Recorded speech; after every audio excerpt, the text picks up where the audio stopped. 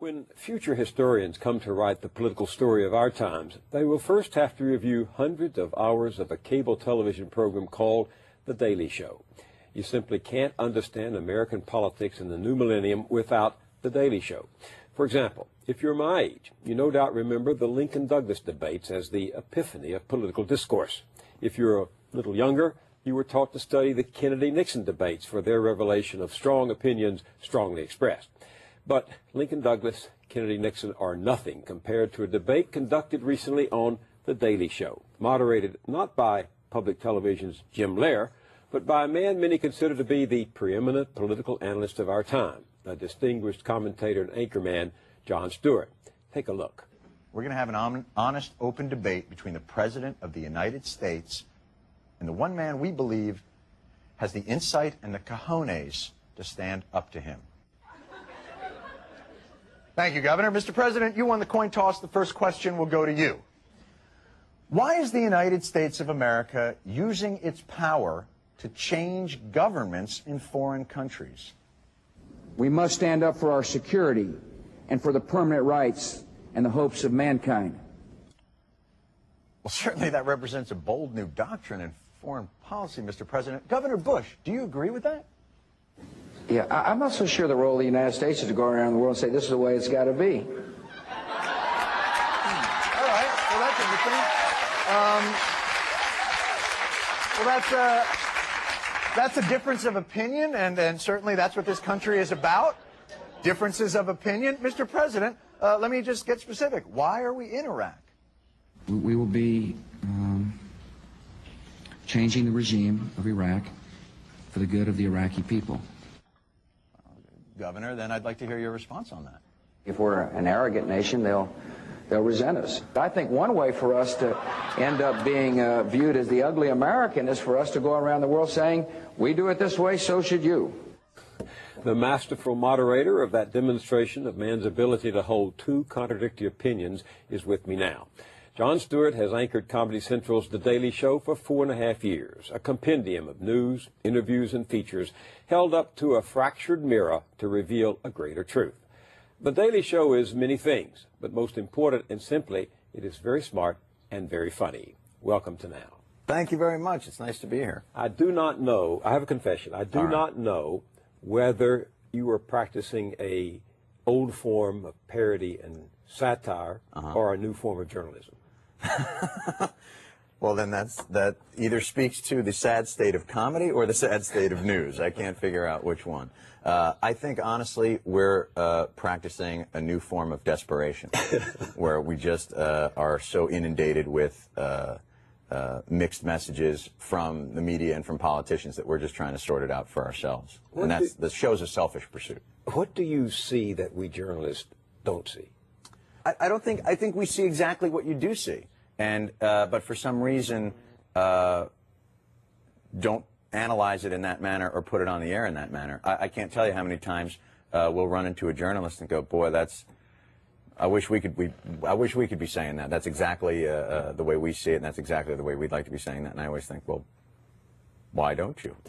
Well, when I report the news on this broadcast, people say I'm making it up. When you make it up, they say you're telling the truth. Yes, exactly. It's funny, I was talking to Jason Blair about this. Yeah, he's our next guest. Is he really? Yeah, we use him as a kind of analyst of... Does he come in different disguises? Right. For me, it was just exciting to see fake news catching on like that. We don't, it's interesting. I think we don't make things up. We just distill it to, hopefully, its most humorous nugget. And in that sense, it seems fake and skewed just because we don't have to be subjective or pretend to be objective. We can just put it out there. You certainly see journalists in a way we don't see ourselves. One of my favorite sketches of all time is about your far-flung correspondent whom you have now flung into Baghdad. Take a look at this. Yes. Word here is that the attack will actually come in the form of a full-blown assault on the city of Baghdad itself, a massive, overwhelming strike that will instantly cripple the Iraqi infrastructure. Really?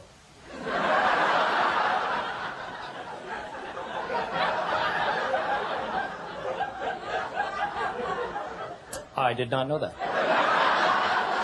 Many of your colleagues have already fled the city and the country in anticipation of an immediate attack. Some believe it could be a matter of hours.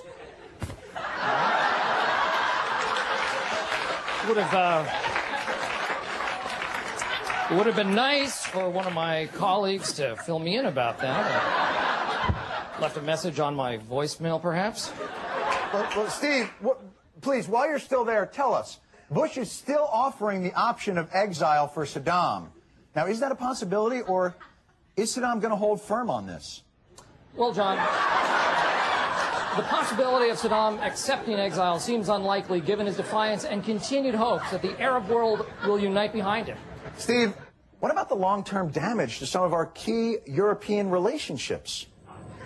You hold on a second. Are you kidding me?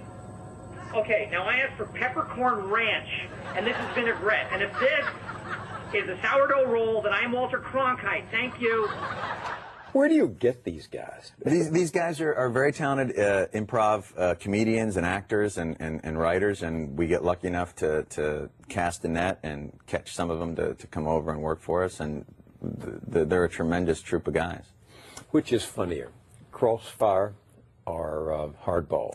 Crossfire or Hardball, which is funnier, which is more soul-crushing, do you mean? Both are equally dispiriting in there. You know, the whole idea that political discourse has degenerated into shows that have to be entitled Crossfire and Hardball and, you know, I'm going to beat your ass or whatever they're calling them these days is mind-boggling. Crossfire especially is a completely apropos name. It's what innocent bystanders are caught in when gangs are fighting. And it just boggles my mind that that's given a half hour or an hour a day to... I don't understand how issues can be dissected from the left and from the right, as though even cartoon characters have more than left and right. They have up and down. I mean, how...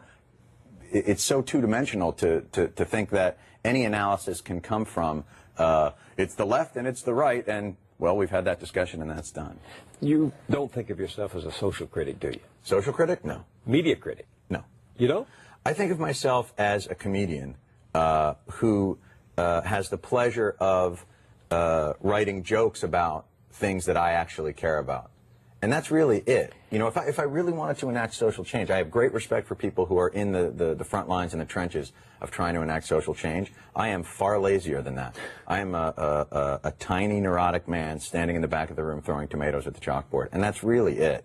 And what we do is we come in the morning and we go, did you see that thing last night? And then we spend the next 8 or 9 hours trying to take this and make it into something funny. You mean something like this? Front page headline, Wars cost bring Democratic anger. I mean, these are the guys who voted for the war.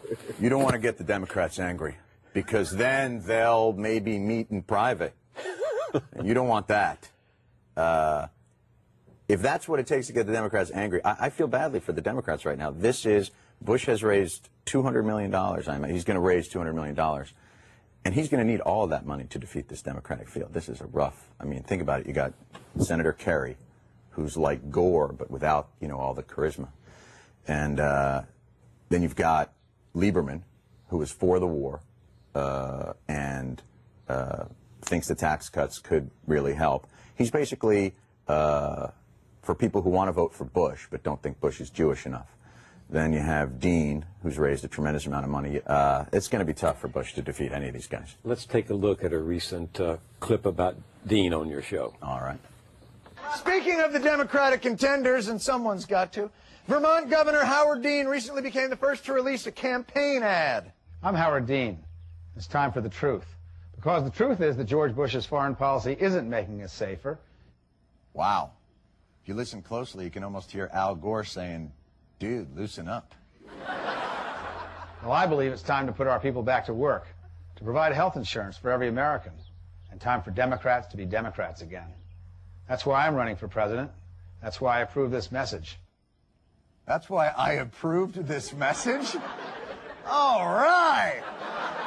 A can-do guy who's in charge of the things that come out of his own mouth. I'm looking forward to Dean as president. We haven't had a president whose neck is larger than his head in a long time, and it's time that changed. Is that a healthy criterion for voting? It's a very healthy criterion for voting. To be fair, him saying that's why I approve that message is based on the new campaign laws. Yeah, so you have to say at the end, I paid for this message. I paid for this message, exactly. I don't know that you actually have to say, I approve this message. I think if you're in the message, it sort of stands to reason that you might have approved it. Which have been the best years for you, the Clinton years or the Bush years? Both were vexing, but in somewhat different ways. I feel like the Clinton years were, and by the way, when you say great years, I feel awful about that because it does. Best years, the funniest years. Funniest years is different because you do feel a little bit like, I don't know if you play craps. You ever been to Vegas with, let's say, no. Bennett? If you roll craps, there's you can bet with the line or against the line. If you bet with the line, you're sort of betting with the table for everybody to do well. Or you can bet against the line. If a guy craps out, then you do well. That's what it's like to be a comedian.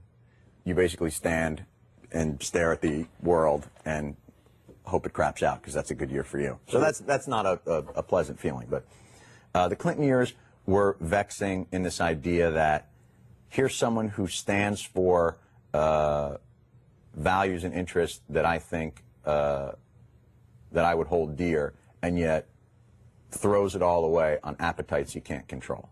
And that's upsetting.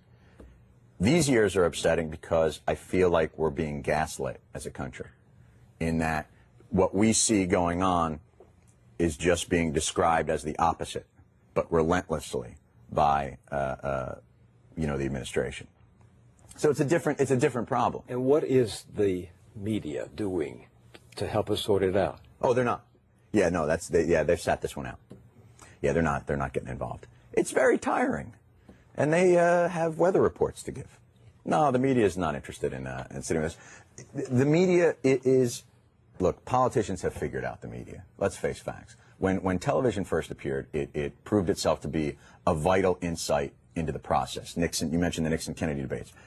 It was at that point politicians didn't know how to handle the medium. So Nixon could say, I look fine. I don't need makeup. These lights won't make me sweat. I'm sure I'll come off as calm and collected and eloquent.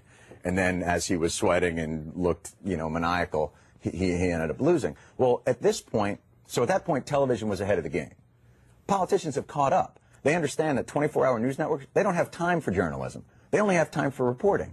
They only have time to be handed things and go, this is what I've just been handed by the administration. And they read it. So now that the administration knows that and they're very disciplined, they can manipulate what goes on the air and what sets the agenda, and that's what they do. You were the first to call attention, if I remember correctly, to the fact that the war in Iraq was over as far as the media were concerned. Let's take a look at this clip.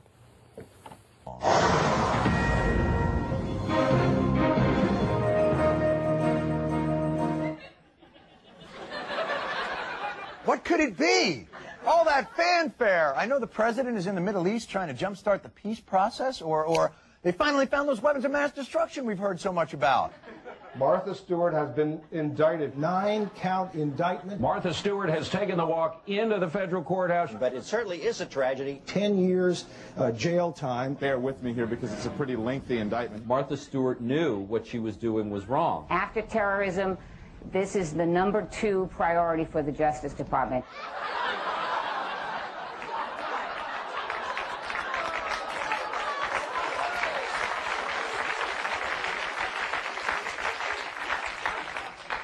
Yes! Finally captured Martha Stewart. With all the massive and almost completely unpunished fraud perpetrated on the public by companies like Enron, Global Crossing, Tyco, and Adelphia, we finally got the ringleader. Maybe now we can lower the nation's terror alert to periwinkle. War is over. It's over, baby. We're back to the business of scandal mongering. The Washington Post says that since the first of the year, the Lacey Peterson case has been featured 79 times on Greta Van Susteren's evening program on Fox News, 40 times on MSNBC's The Abrams Report, 34 times on CNN's Larry King Live, and 20 times on Hardball. And I hope they get to the bottom of it. I hope they find out. Is this why you're able to say without any challenge that we're being gaslighted, that we keep hearing one thing while something else is being done? Oh, there's no question. In your mind, look, you know, they always talk about the news wants to be objective, and this is leaving Fox News out of it because that's sort of a different animal. And by the way, a very entertaining animal. I enjoy watching Fox News, and I think every country should have their own Al Jazeera. Well, they soon will. They soon will. But the other news networks, you know, they have this idea that they're being objective. But news has never been objective. It's always, what does every newscast start with? Our top stories tonight. That's a list. That's a subjective. Some editor made a decision. Here's our top stories. Number one, there's a fire in the Bronx. Number two, they arrested Martha Stewart.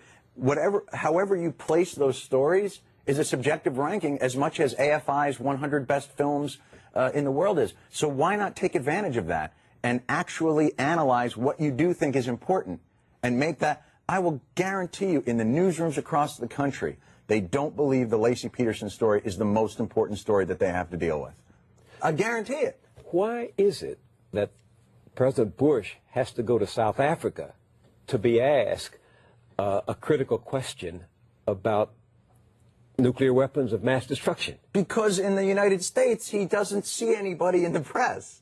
He's in a small room with a treadmill that he runs on and a little brush to clear diorama. Like he is not exposed in any way. You know what's great?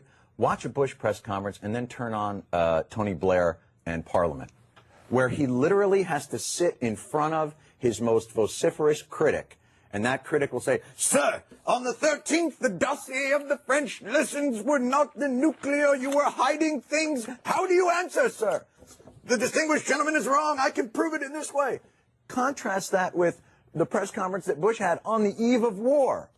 Okay, the next question is, Jim. Is there a Jim here? Yeah, you got the next one. That is not the agreed upon question. We're going to move on. Ralph, you got something? It's an incredibly managed theatrical farce. And it's incredible to me that people are playing along with it. And they say that they're playing along with it because they're afraid of losing access. You don't have any access. There's nothing to lose. People say Jon Stewart speaks for the middleman. He speaks for guys between the left and the right. And yet I sometimes think you're letting the American people off too easily. They watch all of this cable stuff. No, but this is... And they vote for these politicians. No. They vote less than 50% of the country. The country is... Look, the general dialogue is being swayed by the people who are ideologically driven. The 5% on each side that are so ideological driven that they will dictate the terms of the discussion. The other 90% of the country have lawns to mow and kids to pick up from schools and money to make and things to do. Their lives are, they have entrusted, we live in a representative democracy. And so we elect representatives to go do our bidding so that we can get the leaves out of the gutter and do the things around the house that need to be done. What the representatives have done over 200 years is set up a periphery, I think they call it the Beltway, that is obtuse enough that we can't penetrate it anymore unless we spend all of our time. This is the way that it's been set up purposefully by both sides, in the financial industry as well. They don't want average people to easily penetrate the workings because then we call them on it. In the interest of full disclosure, I Yes. do want people to understand that you do not pass yourself off as Walter Lippmann. No. All right. Here's a clip.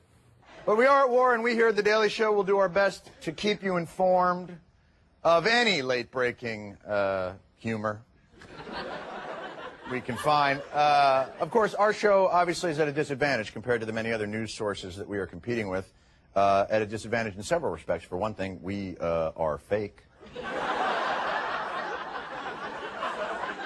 They are not. So in terms of credibility, we are, well, oddly enough, actually about even. We're about even. I feel bad. I mean, don't mean to disparage. There's tremendously talented, smart people in the news industry. But I look at that and I think there's no hope for me. That's why I'm here today. This is really an intervention, Bill. I'm ready. You need a straight man? It's got to start. I am the straight man. That's the beautiful thing about being on my show. I am surrounded by such talented people that I can just sit there and advance the script. I am Dr. Exposition on the show. I just advance the script and then they take it from there. Jon Stewart, The Daily Show, thank you for joining us on Now. Thank you very much. It was a pleasure.